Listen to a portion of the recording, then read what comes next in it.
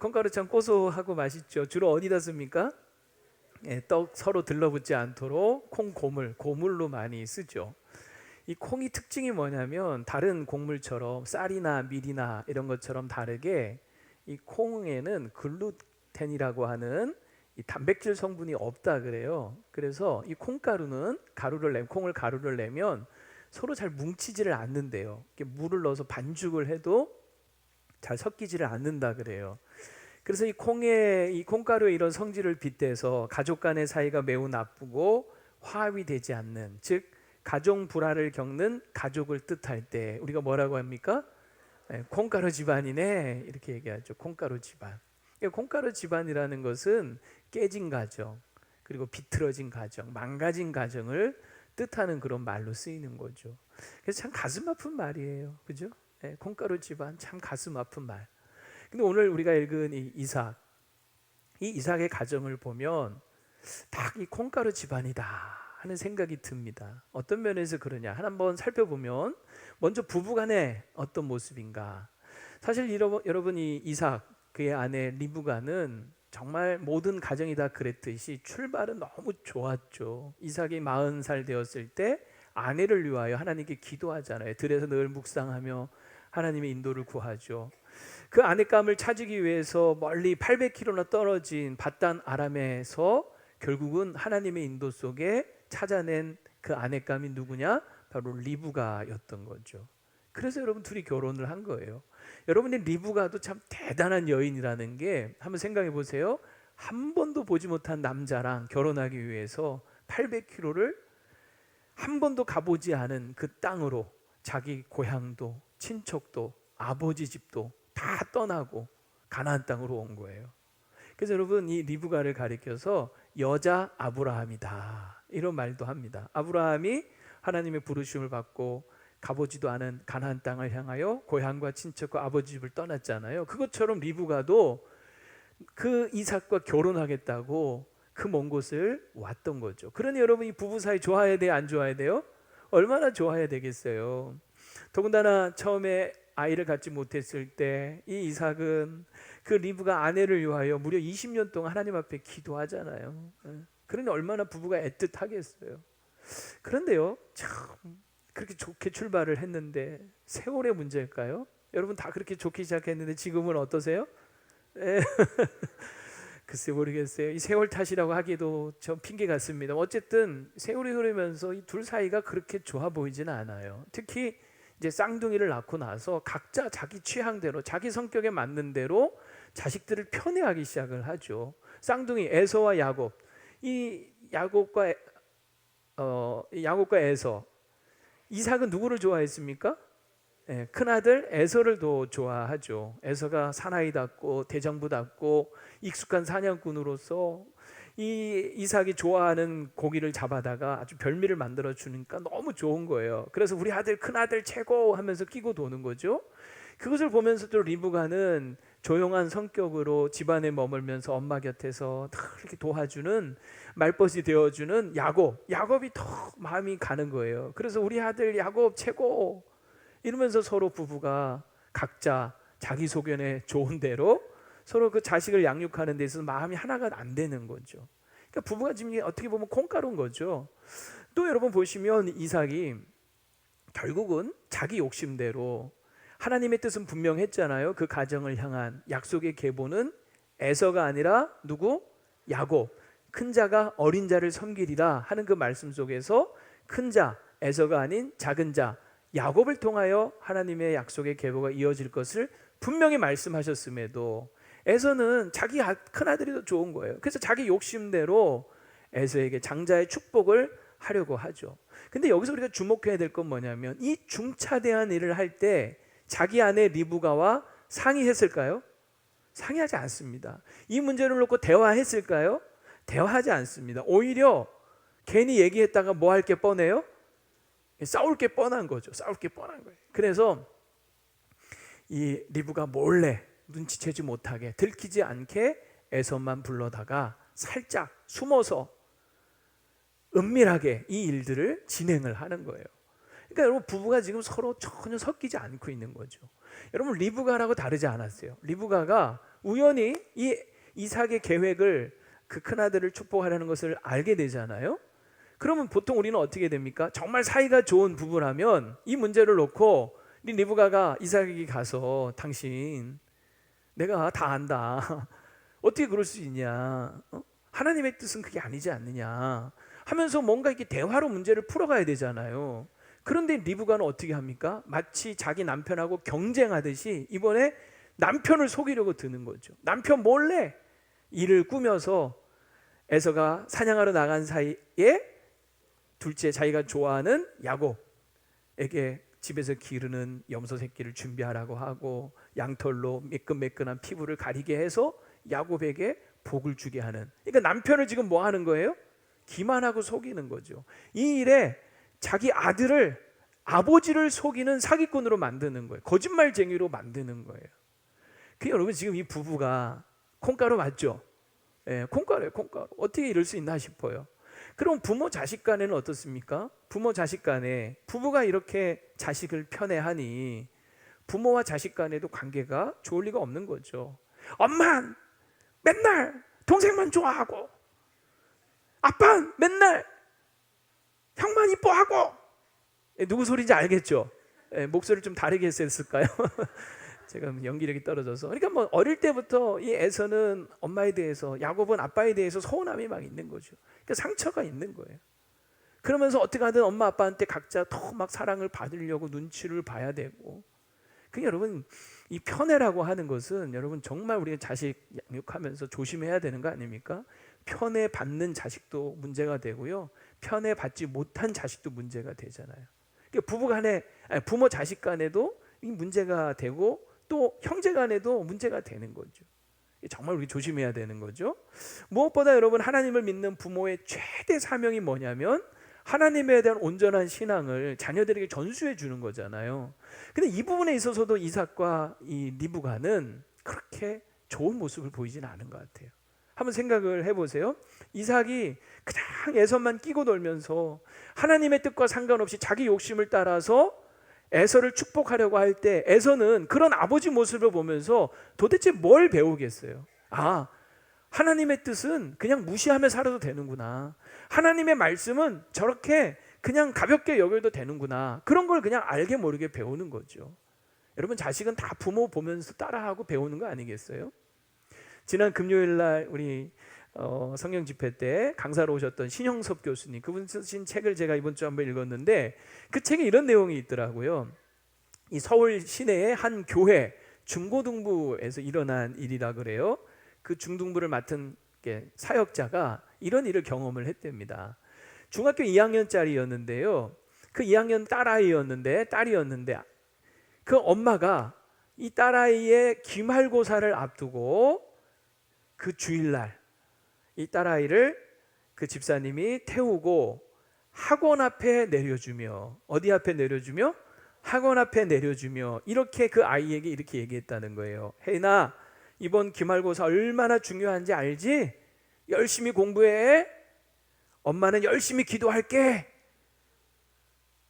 이러면서 이제 학원으로 보내고 자기는 교회로 가고.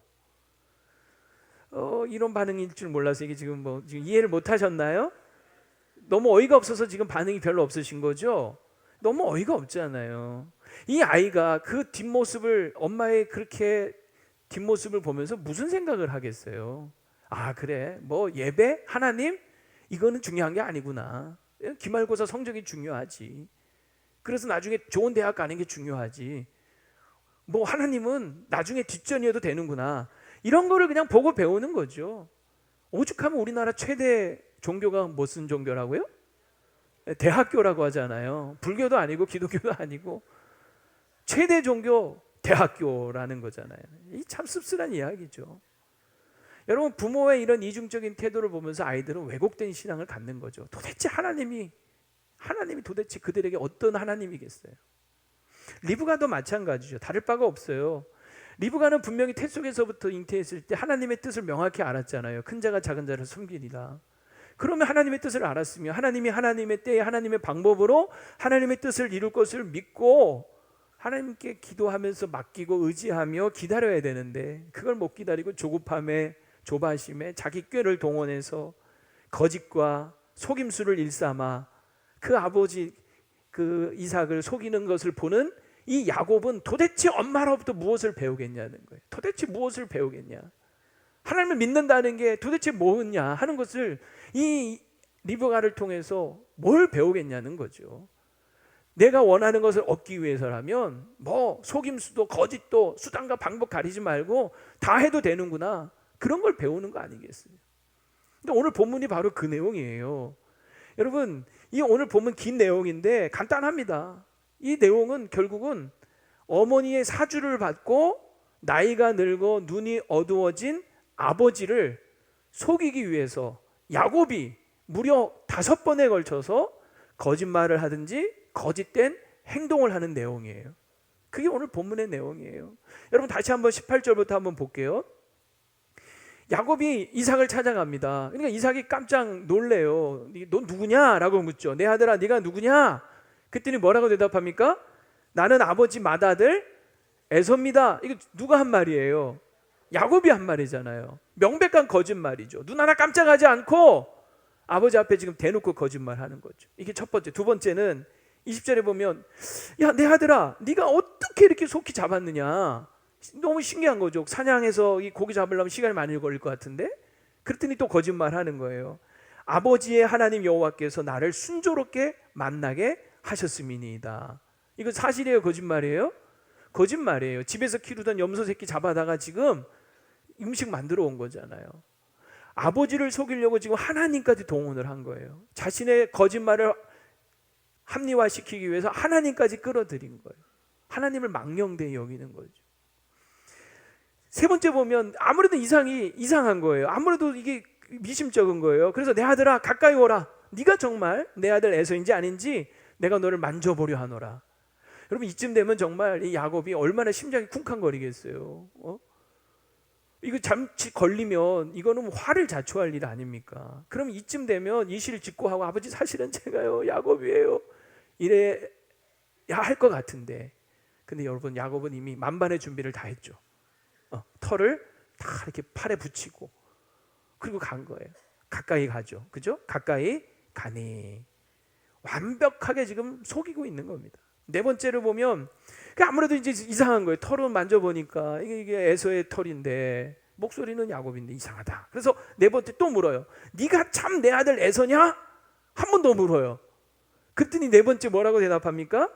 그러합니다. 와, 너무 뻔뻔하죠. 네 번째 속인 거예요. 그래서 이제 다섯 번째, 내게로 그럼 그 음식 가져와라. 내가 그 사냥한 고기를 먹고 마음껏 축복하리라. 그러니까 여기서 정말 마지막 돌이킬 기회인 거예요.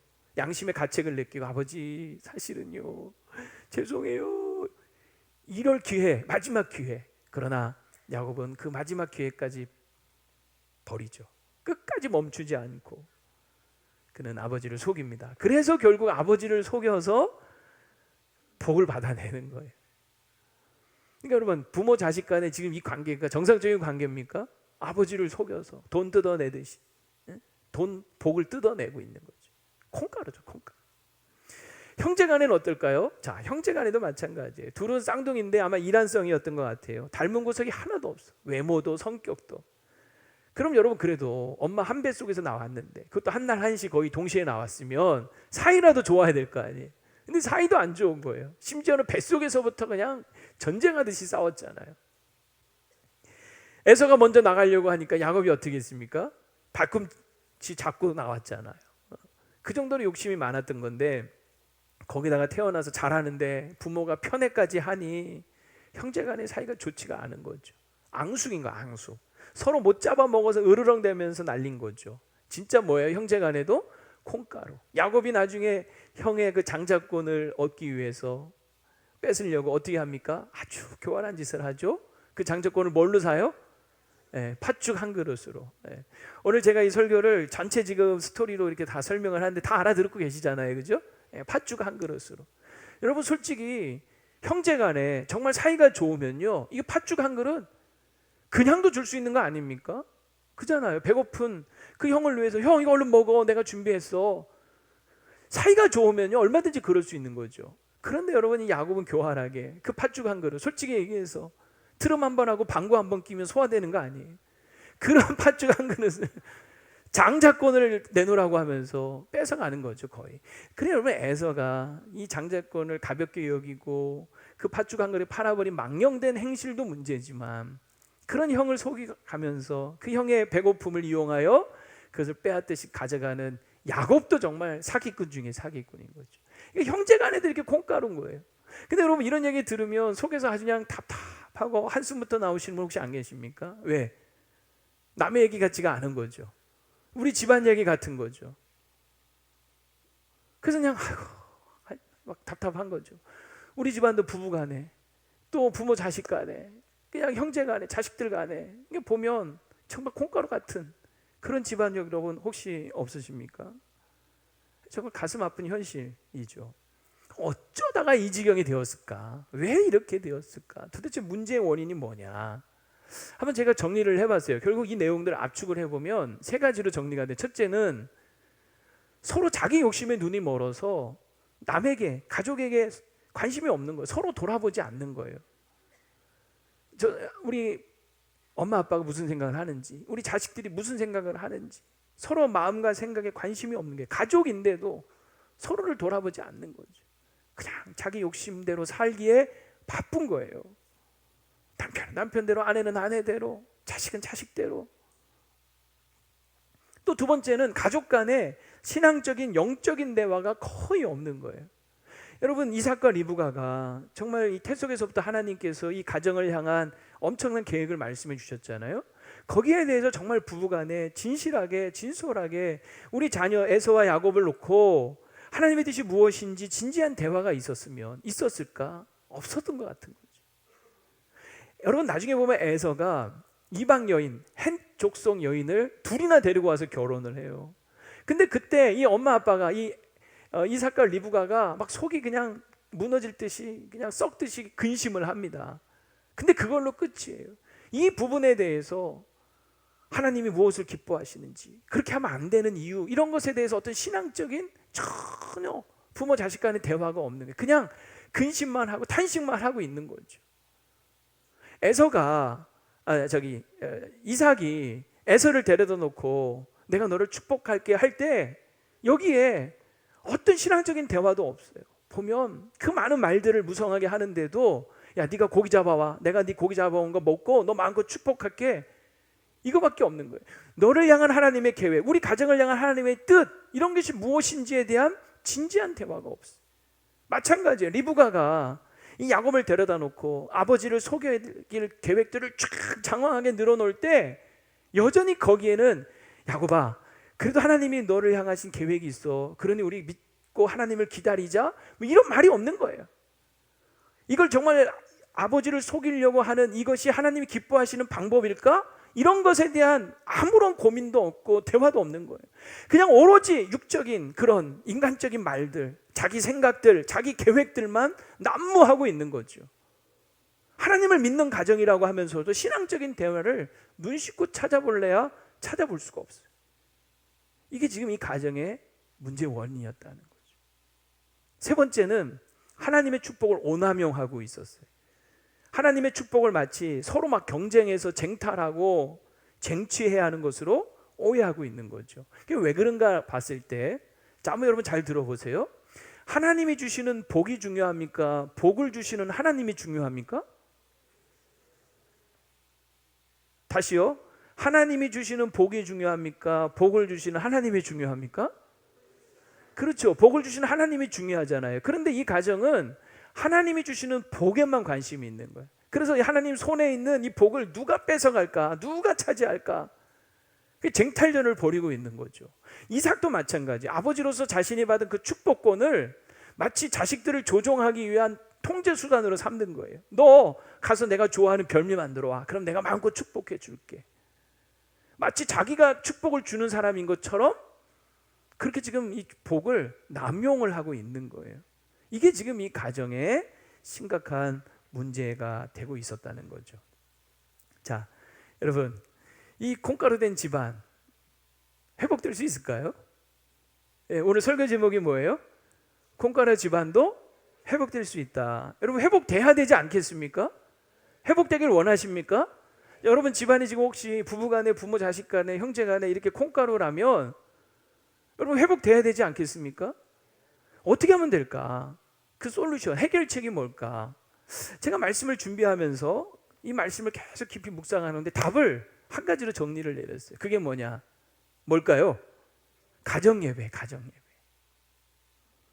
가정예배가 이 모든 상황을 회복할 수 있는 가장 좋은 해결책이라는 결론에 제가 도달을 했습니다. 왜 그러냐면요, 이 창세기 27장 이 이삭 가족의 스토리를 쭉 살펴보면 참 재미난 현상이 하나 있어요. 그게 뭐냐면 이 가족이 넷이잖아요. 이 네 식구가 한 자리에 모여 앉아서 뭘 했다는 내용이 없어요. 27장에 많은 장면들이 나오는데 전부 다 둘씩만 만나요. 아버지 이삭은 에서하고만, 엄마 리브가는 야곱하고만 만나요. 그리고 이 이삭이 야곱을 만날 때도 사실은 변장한 야곱, 즉 에서인 줄 알고 만나요. 제가 이걸 보면서 그런 생각이 든 거예요. 야, 만약에 이 네 식구가 다 같이 한 자리에 모여 앉아서 가정 예배를 드렸다면 이 지경까지 이르렀을까? 라는 생각을 해보게 된 거예요. 물론 가정이지만 정말 이 가정이 식구들이 모여 앉아서 가정 예배를 드렸다면 어땠을까? 여러분 어땠을 것 같아요? 이 지경까지는 분명히 이르지 않았을 것 같아요. 사실 가정 예배라고 하는 것은 시대적인 대안이 아니라 성경적인 원한입니다. 우리 지난 금요일 날 우리 교수님 통해서 들었던 얘기죠. 가정 예배 우리가 뭐 페스티벌도 하고 뭐 이벤트도 하고 한다니까 아유 그냥 뭐 보여주기식 뭐 쇼하라는 건가? 아니라는 거죠. 우리가 좀 붐을 조성하고 가정 안에 예배가 정착하기 위해서 이런 이벤트도 하고 페스티벌도 하지만 이거는요 성경의 원한이라는 거예요. 하나님의 방법이라는 거죠. 아브라함의 가정이 복을 받았던 것은 아브라함은 가는 곳마다 제단을 쌓고 가정에서 예배했다는 사실이에요. 여러분 이런 얘기 들으면 아마 속상하고 부담만 느끼고 낙심되는 분도 있을 거예요. 왜? 알긴 아는데 하기가 너무 어려운 거죠. 뭐 가정마다 다 형편과 상황이 다르잖아요. 뭐 혼자 교회 다니시는 분도 있을 거고 이미 자식들 다 커서 이미 장성해서 출가했을 수도 있고 뭐 다 흩어져서 형편상 만나기 어려울 수도 있고 자식들은 예배드리자 그러면 말 안 듣고 남편은 협조 안 하고 그냥 발만 동동 구르면서 괜히 낙심만 되고 부담만 되죠. 여러분 그러시죠? 표정들을 딱 보니까 많은 분들이 좀 그러신 것 같아요. 근데 그럼에도 불구하고 우리가 이 가정 예배를 해야 되는 중요한 이유가 있다면 여러분 이 가정 예배를 통해서 우리가 해야 될 일이 있어요. 그게 뭐냐면 우리 가정의 주인이 누구신가를 선포하는 거예요. 우리 가정의 주인이 하나님이시고 그래서 하나님이 우리 가정과 우리 식구들을 다스리고 통치해 주시기를 선포하는 거. 가정 안에서 하나님의 이름을 기억하고 하나님께 감사하면서 하나님을 기억하는 그 시간이 여러분 가정 예배인 거예요. 그래서 혹시나 만약에 정말 남편도 협조 안 해주고 자식들은 말 안 듣고 또 나는 이미 혼자가 돼서 마음이 있지만 가정 예배 드리지 못할 상황이 있는 분들이라도 여러분 제가 가르쳐 드리는 방법대로 한번 해보세요. 혼자서라도 가정 안에 선포하세요. 하나님께서 우리 가정의 주인이십니다. 하나님께서 우리 가정을 다스리고 통치하여 주시옵소서. 다 같이 시작. 하나님이 우리 가정의 주인이십니다. 하나님이 우리 가정을 통치하시고 다스려 주시옵소서. 혼자서 예배할 수 없다면 이거라도 매일 선포를 하세요. 가정 안에서 혼자 되신 분들이 있잖아요. 자식들 이미 뭐 다 흩어져서 만나기도 어렵고 그래도 우리 가정의 주인이 하나님 되심을 선포하시고 하나님 우리 자녀들 어느 곳에 있든지 아직 예수 안 믿고 교회 안 다니는 자식들을 하나님 다스려 주시고 통치하여 주시옵소서. 계속 입술로 선포하고 고백하시기를 바랍니다. 하나님께서 어떻게 여러분의 가정을 정말 주인 되셔서 여러분 가정에 일하시고 통치하시는지를 여러분 보실 때까지 경험하실 때까지 계속 입술에서 우리 가정의 주인은 하나님이십니다. 하나님 우리 가정을 다스리고 통치하여 주시옵소서. 그렇게 입술로 선포하지. 그게 가정 예배 시작인 거예요. 모여 앉아서 둘러 앉아서 하하호 하면서 예배 못한다 할지라도 그것부터라도 시작하시라고요. 그건 할 수 있잖아요. 혼자서도 할 수 있잖아요. 하시라고요. 아버지 속썩이고 자식들 속썩여도 주의 이름으로 선포하세요. 하나님이 이 가정의 주인이시고 저 남편의 주인이시고 저 가정의 아이의 주인이심을 믿습니다. 하나님 다스리고 통치하여 주시옵소서. 계속 선포하시라고. 그럼 정말 하나님이 우리 여러분 가정의 주인 되셔서 일하실 겁니다. 이번에 여러분 전교인 설문을 할 때 가정예배에 관해서 자유롭게 의견을 좀 나눠달라 했더니 어떤 분이 정말 멋지게 이렇게 작성을 하셨어요. 제가 한번 읽어볼게요. 가정에서 제단을 쌓고 하나님을 찬양하며 예배함으로 하나님이 점차적으로 가정의 주인이 되심을 깨닫게 되었습니다. 하나님이 주인으로 일하시니 세대 차이로 막혔던 담이 무너지고 가족이 서로 소통하며 가족의 소중함을 깨닫고 서로 사랑하여 서로를 돌아보며 돌보게 되고 작은 천국인 가정에서 하나님 사랑을 실천함으로 함께 하나님의 섭리를 깨달아가고 비전을 발견하여 이루어가며 쓰임받는 가정으로 변화되어 가고 있어서 감사합니다. 앞으로도 가정과 각자의 삶을 통하여 일하실 하나님을 더욱 기대하게 됩니다. 제가 이거를 보고 도대체 어떤 분이 이렇게 쓰셨을까 궁금해요. 혹시 이 자리에 계세요? 네? 아마 분명히 쓰신 분은 저거 내가 쓴 건데 아시겠죠. 제가 너무 감동이 되는 거예요. 딱 오늘 제가 하고 싶은 얘기가 이거거든요. 우리 집안의 주인, 우리 가정의 주인은 하나님 맞죠. 그런데 우리가 가정 예배를 통하여 그걸 선포하는 거죠. 인정하는 거죠. 그럴 때 내가 알고 있지만 그걸 점점 우리 가정 속에 일하시는 하나님을 만나고 깨달아 가는 거죠. 그게 여러분 가정 예배의 은혜인 거예요. 여러분 도전되지 않습니까? 근데 반면 어떤 분은 이런 얘기도 하셨더라고요. 아이들이 다 커버린 지금 가장 후회되는 것 중 하나가 아이들과 가정 예배 안 드린 것입니다. 안타까운 이런 말씀도 하셨어요. 속상한 거죠 정말. 이제는 애들이 말도 안 들어먹어. 이미 다 나가버려서 집 떠났어. 둥지 떠났어. 근데 둥지만 떠난 게 아니라 하나님도 떠나버렸어. 그 자식 돌아오기를 눈물로 기도해도 안 돌아오고 있는 그 속상한 마음이 읽혀지는 거죠. 여러분 지금이라도 나중에라도 후회하지 마시고 지금이라도 여러분 아까 제가 가르쳐 드린 대로 혼자서라도 선포하고 가정예배 하시기를 바랍니다. 여러분 제가 이번에 이 설교를 준비하면서 나름대로 이 가정예배 전문가들이라고 하는 분들이 쓰신 책을 좀 이렇게 살펴봤어요. 여러분 가정예배는 언제부터 시작하는 게 제일 좋을까요? 지금부터인데 생애 주기로 봤을 때 언제부터가 제일 좋냐? 가정이 처음 이루어졌을 때, 신혼부부 때, 결혼하자마자 이제 부부가 처음 가정을 이루었을 때부터 부부끼리 둘이 앉아서 예배하라는 거예요. 앞으로 결혼 대상 찾을 때 조건 가정 예배 하실 거예요? 이렇게 물어보면 좋을 것 같아요. 여러분 지금 분명히 우리 여기 많이 계시죠? 부부간에 이렇게 예배하시는 아직 신혼인 부부들이 있을 거예요. 부부가 둘이 앉아서 뻘쭘하게 뭘 하냐? 아니요, 하시라는 말이에요. 이게 중요하다는 거예요. 그리고 아이들이 이제 태어나서 막 젖 먹이고 막 할 때 정신 없죠. 그때도 계속 하라는 거예요. 아이들이 아직 철도 없고 몸 모를 때라도 계속 가정에서 뭐 애들이 누워서 막 뒹굴면서 예배하더라도 우리 가정은 가정 예배 드리는 가정이다 하는 이 추억만 남겨줘도요, 이게 어마어마한 유산, 신앙의 유산이 된다는 거예요. 그 기억만 남겨줘도 우리 가정은 하나님을 기억하는, 하나님의 이름을 부르는 가정이라는 인식을 아이들에게 심어주라는 거죠.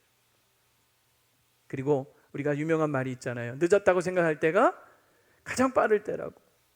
지금부터라도 혼자서라도 여러분 예배하실 수 있기를 바랍니다. 혼자 찬양하고 기도하시고 가정을 위해 기도 축복하시고 혼자서라도 얼마든지 하라는 거죠.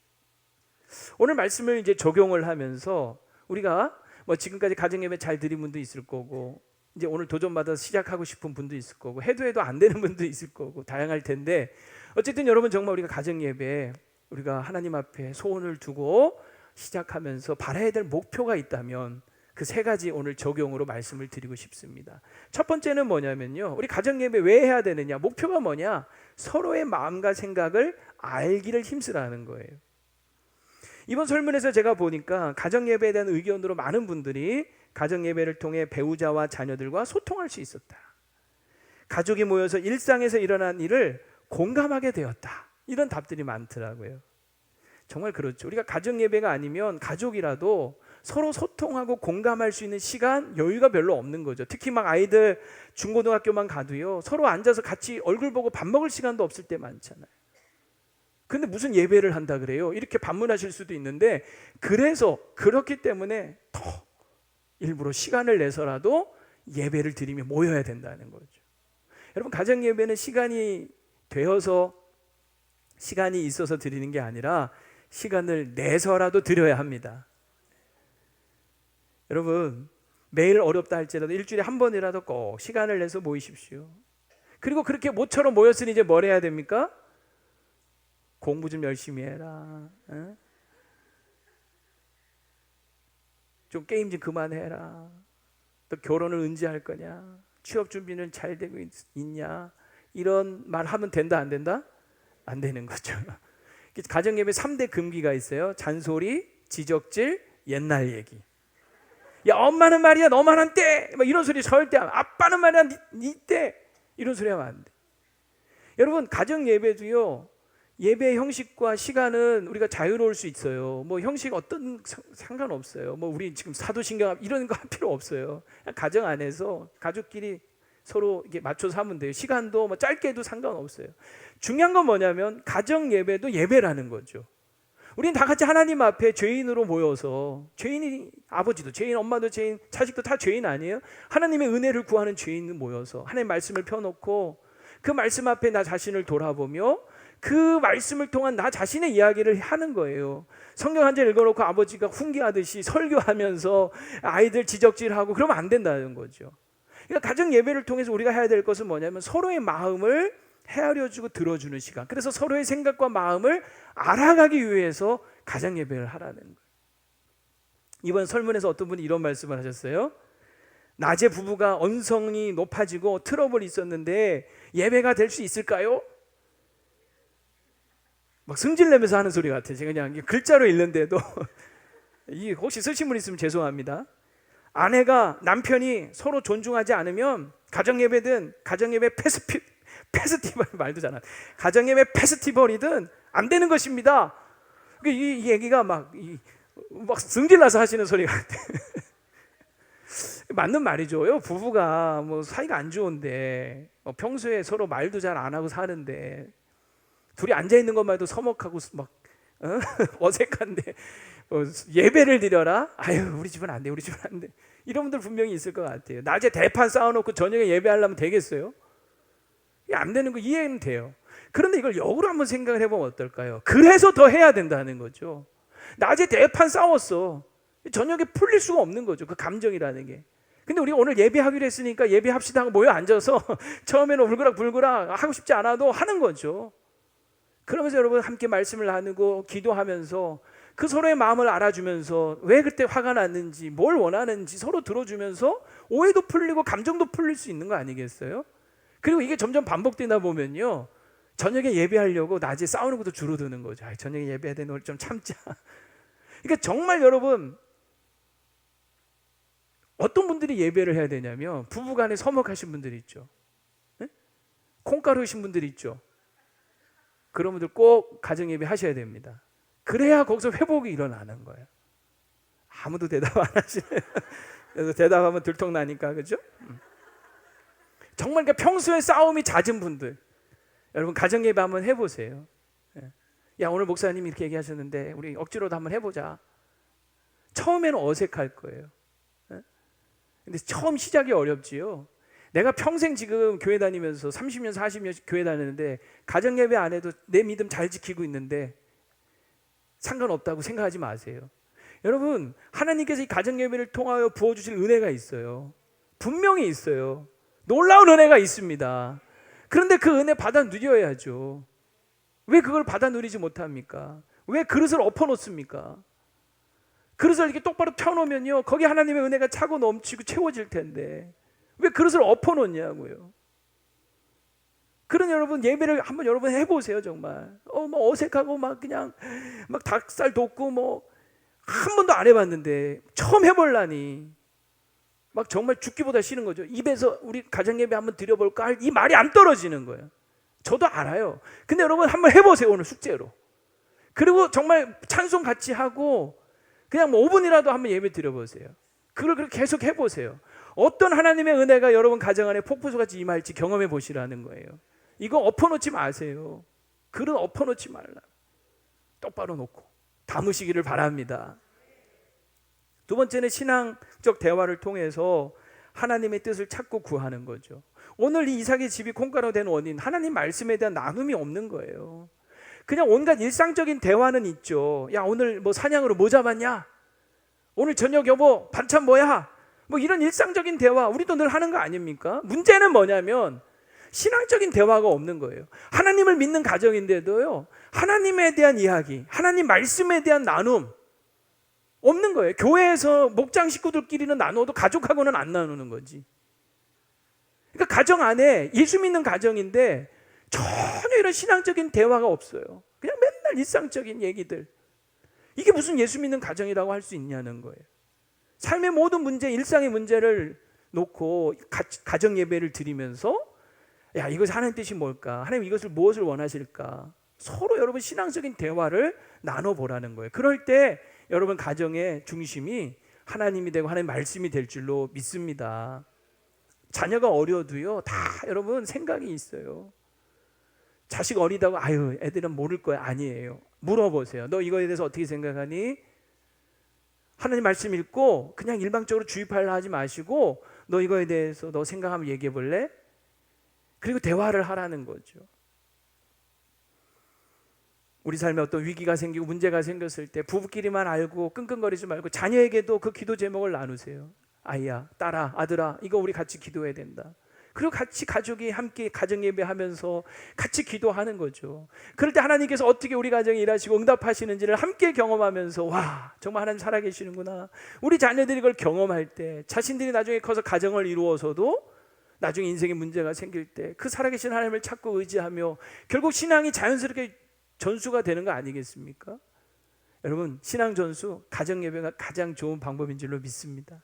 세 번째는 진정으로 서로를 축복하는 거예요. 여러분, 가정 예배는 지적하는 시간이 아니라 축복하는 시간이 되어야 합니다. 하나님께서 우리 부모, 조부모에게 주신 특권이 뭐냐면 축복권이에요. 그래서 여러분 가정 예배 드릴 때 3대가 만약에 모이면 할아버지 할머니가 손주 손녀에게 손을 얹고 안수기도 하고 축복해 주세요. 아, 우리 자식들이 이미 다 출가해서 만날 수도 없는데요, 전화로라도 축복 기도해 주세요. 녹음해서라도, 시간이 서로 안 맞으면 녹음해서라도 들려주세요. 우리 아버지 어머니들이 자식들 안수기도 하면 여러분 축복 기도해 주세요. 어떤 복을 빌어주면 제일 좋을까? 오늘 28절 29절에 보면 이삭이 야곱에게 빈 복이 3가지가 나와요. 물질적인 복 보시면 하나님은 하늘의 인슬과 땅의 기름짐이며 풍성한 곡식과 포도주를 내게 주시기를 원하노라. 하늘과 땅에 속한 모든 필요한 자원들 하나님 내려주시기를 기도하는 거죠. 두 번째는 리더십의 복이에요. 만민이 너를 섬기고 열국이 내게 굴복하리니 네가 형제들의 주가 되고 내 어머니 아들들이 내게 굴복하며 세상 속에 영향력 있게 권위와 권세를 갖는 자가 되도록 축복하는 거죠. 세 번째는 영적인 복이에요. 복의 통로가 되라는 거예요. 너를 저주하는 자는 저주를 받고 너를 축복하는 자는 복을 받기를 원하노라. 아브라함에게 하나님이 하셨던 약속입니다. 하나님이 주인 되셔서 내가 너의 하나님 너는 나의 백성 되었을 때 하나님을 함께 하심으로써 어느 누구도 건들지 못하는 거죠. 그러니 이런 모습을 볼 때 사람들이 야, 저 사람 하나님이 함께 하시니까 뭔가 다르구나, 부러운 거죠. 그러면서 그를 통하여 열방이 주께로 돌아와 천하 만민이 복을 받는 복의 통로가 되는 복이에요. 우리 자녀들 축복할 때 이 3가지 복 빌어주시기를 바랍니다. 하나님, 우리 자녀들 이 땅 살아가는데 모든 필요한 것들 하나님 더하여 주시고 채워주시고 이 세상에서 머리가 되고 꼬리가 되지 않고 영향력 있게 리더십 발휘하며 살게 하여 주시고 하나님, 이 아이가 복의 통로가 되어서 하나님이 함께 하시는 삶의 증거를 만민에게 보이는 그런 삶이 되게 하여 주시옵소서. 얼마나 좋아요. 여러분, 왜 이런 축복이 우리에게 필요합니까? 인간이 아무리 똑똑하고 잘났어도요, 우리 인간이 자신의 지혜와 노력, 힘만으로 살 수 있습니까? 그렇다고 생각하는 것만큼 교만한 것이 없는 거죠. 정말 하나님이 복 주셔야 하는 거예요. 오늘 27절에 보면 이삭이 야곱에게 이렇게 얘기하잖아요. 내 아들의 향치는 여호와께서 복 주신 밭의 향치다. 여러분, 우리 삶에서 하나님이 복 주신 그런 향치가 막 풍겨나기를 바랍니다. 28절에 보면 하나님은으로 시작해. 이 모든 복은 결국 하나님이 주시는 거예요. 우리 아이들에게 이 가정 예배를 통하여서 그거를 심어줘야 돼. 얘들아, 우리가 잘나고 똑똑해서 사는 거 아니야. 네가 열심히 한다고 되는 거 아니야. 하나님이 우리에게 복 주셔야 돼. 하나님 우리에게 은혜 베풀어 주셔야 돼. 그리고 뭔가 좋은 일이 생기면 야 우리가 잘나서 아빠가 대단해서가 아니라 하나님이 아빠에게 은혜 주셔서, 하나님이 우리 가정에 은혜 주셔서, 하나님이 너 머리에 은혜 주셔서 네가 이번에 성적 잘 나왔구나, 하나님의 은혜 복을 인정하는 가정이 되어야 되는 거예요. 그럴 때 우리 자녀들이 자라면서 하나님이 주시는 복이 아니라 복을 주시는 하나님을 찾고 구하고 의지하고 사랑하고 사모하게 될 줄로 믿습니다. 가정 예배를 통하여 그 마음, 그 믿음을 심어주라는 거죠. 이제 말씀을 마치려고 합니다. 세상에 문제가 없는 가정 있을까요? 아마 없습니다. 믿는 가정이라 하더라도 다 까보면, 들여다보면 정말 콩가루 집안인 분들 많이 있을 거예요. 그래서 남에게 보이기 부끄럽고 또 가정만 생각하면 낙심되고 눈물부터 나시는 분들이 있을 거예요. 그러나 여러분 기억하십시오. 콩가루 집안도 회복될 수 있습니다. 아니 회복되어야죠. 아니 하나님께서 회복시키실 것입니다. 오늘 이삭의 가정도 보면 콩가루 집안이었지만 하나님 이런 가정 버리지 않으세요. 내가 다른 집안을 택해서 내 뜻을 이루어야 되겠다 하지 않으시고 기어코 하나님께서 이 가정을 통하여서 하나님의 약속을 이루세요. 나중에 보면 에서와 야곱 둘이 극적으로 화해하죠. 그리고 그 야곱의 후손을 통하여 결국 예수 그리스도가 이 땅에 오시는 거예요. 하나님의 열심이 결국 이 가정을 통하여 하나님 뜻을 이루어 가시더라 하는 거예요. 오늘 저와 여러분의 가정을 통하여서도 하나님이 이런 열심을 내실 줄로 믿습니다. 그런 은혜를 부어주실 줄로 믿습니다. 하나님의 은혜는 여러분 가정에도 임할 것입니다. 받을 그릇을 준비하세요. 받을 그릇이 뭐다? 가정 예배다. 가정 예배 드리면 정말 하나님께서 내가 예수 40년 50년 믿어도 예배 안 해도, 가정에서 예배 안 해도 잘만 살았는데요. 아니요, 그렇게 살았어도요, 오늘부터 한번 예배해 보세요. 어떤 은혜가 여러분 가정에 부어지는지 그걸 경험하세요. 엎어놓지 마시고 다시 뒤집어서 채우세요. 하나님의 은혜가 여러분 가정에 넘칠 줄로 믿습니다.